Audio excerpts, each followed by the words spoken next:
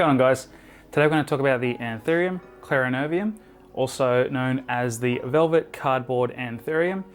This is a tropical Anthurium species native to Mexico. It's not an overly large plant either, maxing out between 40 and 60 centimeters tall, with the leaves getting a diameter of around 20 to 25 centimeters. Saying all that, we're going to go through their care and give this plant a ranking between easy, intermediate and hard. The first thing to take into consideration when bringing any plant home is the lighting you're able to offer that plant, and if it's the right lighting for whatever species you happen to be keeping. And the Anthurium Clarinervium is actually quite a light, versatile plant.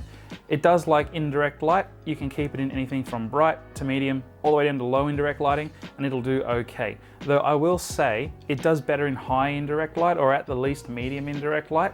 You can keep it in low indirect lighting, but the thing is, it's not going to really grow much. Keeping this plant in low indirect lighting more or less will make it go semi-dormant, so it won't grow much at all. The leaves it produces, if it produces any, will be quite small sized as well.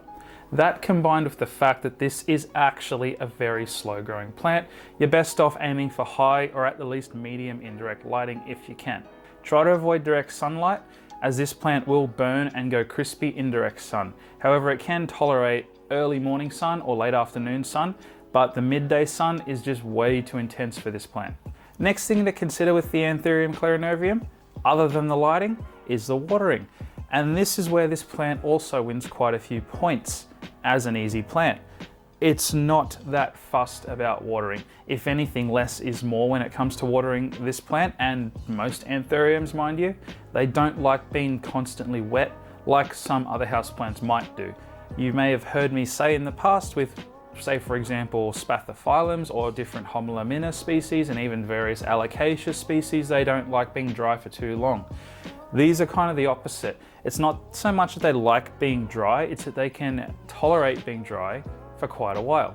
Like I was saying, very thick succulent leaves that retain a lot of moisture. They've got a very thick waxy cuticle, so they don't evaporate much water into the atmosphere. So they can just go dry for quite a while. And if anything, overwatering these is how you're going to lose them. They're very prone to root rot, and the plant itself and the leaves and the stem will also rot if you're overwatering this plant. It doesn't need constant water. So I would advise, once you water it like you would any house plant. Let the pot fully drain through of water like you normally would, but leave it go a bit longer before watering again. Let at least the top half layer of soil go dry before watering again. With watering comes fertilizing, and with Anthuriums as well as most plants, you want to only fertilize during the growing seasons of spring and autumn. They're not a fussy plant with fertilizer. You can use whatever one you prefer, I guess. You can use a pelletized fertilizer or a liquid-based one that you mix with water. But these plants do go dormant in winter like most house plants, so don't fertilize during winter. I'd fertilize just once in spring and then once again in autumn. Anthuriums are also quite versatile when it comes to humidity. Like I said, they got a thick waxy cuticle.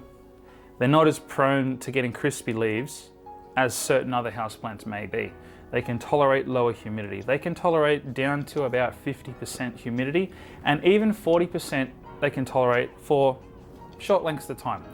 Permanently kept in 40% humidity, eventually you might see some issues, but if it's just, say, over the course of winter, for example, which it's just one of those things that happens in winter, the humidity does get lower, they can tolerate and push through winter without any major issues. 60% is ideal for these. If you want to go a bit higher, up to 70 or even 80%, they'll love that too. They'll just grow a bit quicker in the high humidity, but they can tolerate the lower for a length of time. Propagating these plants, you can't really take a cutting. You do actually have to kind of split the plant. So ideally you'd want to wait till your Anthurium's bigger, which unfortunately can take some time because they are very slow growing. This one is by no means a full-sized Anthurium. It's still quite young. I've had it about 1.5 years, maybe 2 years now. I've grown it from like a little seedling that had like little tiny leaves like this sort of size here. It's now grown into this in about roughly 1.5 years to 2 years. It's still got a bit of growing to do. The leaves are going to get probably twice the size they are here. Unfortunately, you can see I have had a bit of an accident here where it got a bit burnt. I honestly don't know how that happened. It just started burning one day. But yeah, regarding propagating, you want to wait till this plant's quite large. It'll start to produce little baby plants in the pot next to the mother plant, and you can just unpot the plant and split the root system carefully and part the baby plant from the mother plant and pot it up. Provided it has roots, it'll do fine. So this is generally something you're going to do when you're doing your repotting. So with repotting this plant also, do it every probably 2 years, because like I was saying, they're quite slow.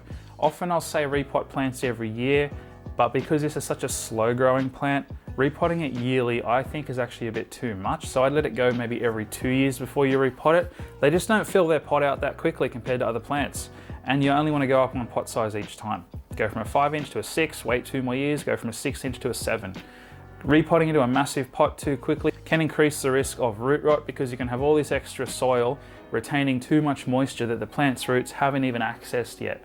So it's better to just go up one pot size every 2 years or so. And with repotting often comes new soil, so you want to make up a well-draining soil mix. These are technically out of the aeroid family, and like I was saying, they don't like being wet for too long at any given time. So I would mix up a fairly well-draining soil. You can do like a standard houseplant potty mix and mix it with orchid bark. You can throw a bit of perlite in there if you like, but you want it to be relatively well-draining. I would generally go 10% perlite, and then if you wanted to throw some orchid bark in, you could go another 10 or 15% orchid bark, with the rest being potty mix. And that generally works quite well for most of your aeroids. Or if you do want to mix your own, you can just buy like commercial pre-made aeroid mixes ready to go. Either is honestly fine.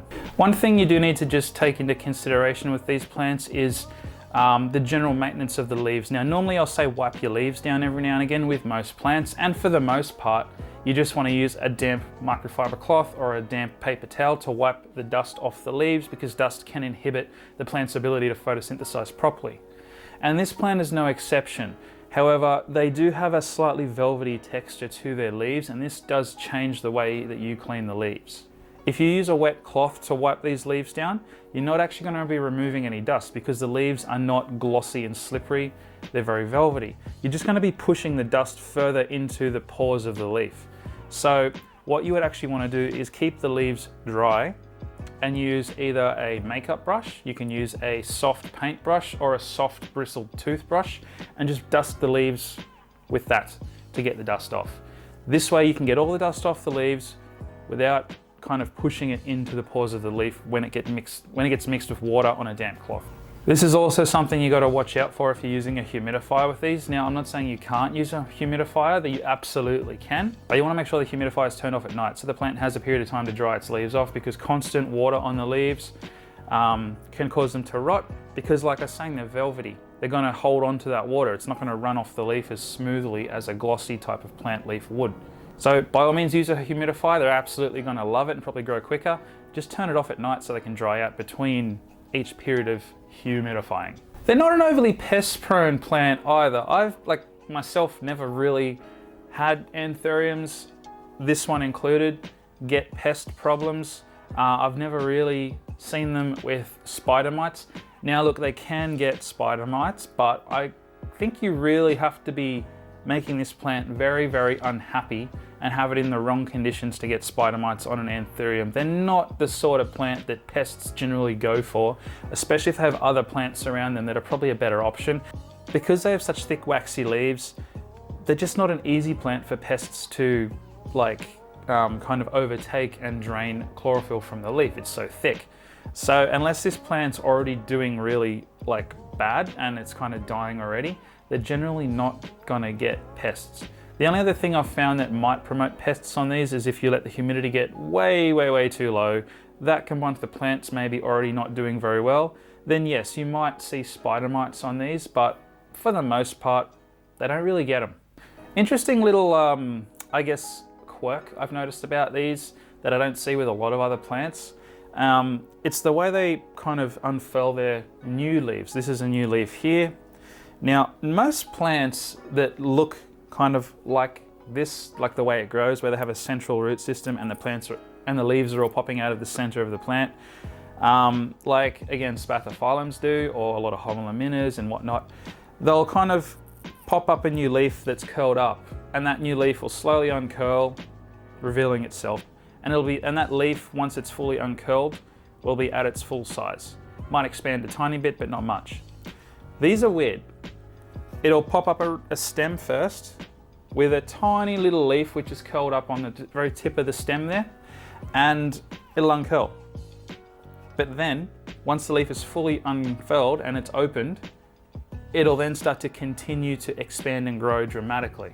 And I found that quite strange, because normally you can get an idea of how big a leaf's going to be when it's starting to unfurl. It sort of is already at its maximum size, it just has to unroll itself.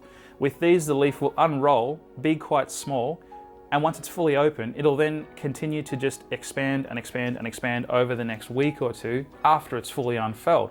And I found that kind of strange. It's kind of hard to judge how big their leaves are going to be. When it was pushing this leaf up, I was actually a little disappointed. I was like, oh, it's tiny. It's a tiny little leaf here that's going to unfurl. And it unfurled, and it was tiny. It was only about, this leaf was only about the size of like a 50-cent coin. And over the course of maybe 3 weeks, it just kept getting bigger. And it's still probably growing a bit more, honestly. So I found that really strange about these, but it's kind of cool. Anthuriums also flower, very similar sort of flowers to, again, Spathiphyllum. Very similar looking flower. However, the color and shape does vary a little between one species to another. I'll pop a picture of the Anthurium Clarinervium flowers up on the screen if you want to see what they look like. However, you don't want to get one of these with the intention of having lots of flowers. They don't flower often, they don't flower very many flowers at a time, and they're not the most, I guess, like colorful, dramatic flowers anyway. So don't get these with the hopes of something that's going to flower a lot. One thing you do need to be careful with these if you have, I guess, small children or pets. Anthuriums as a species are one of the more toxic varieties of houseplants out there. So keep it out of reach of children and pets. The sap in these plants contain calcium oxalate crystals, which are toxic if ingested. Once eaten, you will experience mouth irritation, inflammation, vomiting, and drooling. The sap on this plant can potentially irritate your skin a little bit too, so just be mindful of that when you're taking cuttings, if you have to remove any dying leaves or anything like that. The flowers are also toxic if eaten. They can cause burning, blistering, and swelling of the inside of your mouth. So again, if you have small children that might see the flower and put it in their mouth, or you have pets that just can't leave your plants alone, maybe put this up high or don't get one. Right, well that's my video on the Anthurium Clarinervium. Given everything about this plant, their versatility with the lighting, their versatility with not being on like a strict watering regime and actually preferring to be slightly ignored with the watering, their ease of care and versatility with humidity requirements as well, I'm going to rank this plant as easy. Most people can keep these plants without any major dramas, even if they're first-time plant keepers, because they can live in most lighting situations, most humidity situations, and if you forget to water it once in a while, it's actually probably not going to be a problem. Just don't eat it. Rightio guys, that's my video on the Anthurium Clarinervium. If you've enjoyed this video, don't forget to leave a like and subscribe if you're not already subscribed. And buy me a coffee, the link's down in the description. That's the best way to support my channel, should you want to do so. Until then, I'll see you in the next one. Bye guys.